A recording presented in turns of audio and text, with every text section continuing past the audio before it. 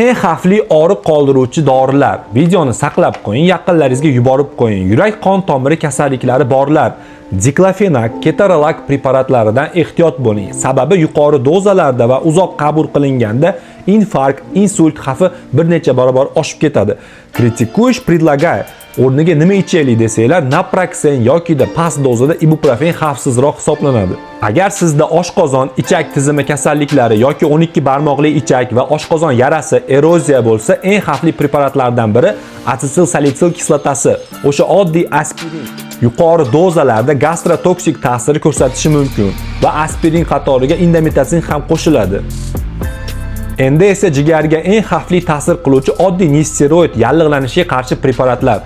O'sha hamma bilgan analgin, paratstamol, ibuprofen kiradi. Bu preparatlarni jigarida kasalligi bor odamlar bilmay qabul qilishganda hatto o'lim bilan yakunlangan holatlar ham bo'lgan.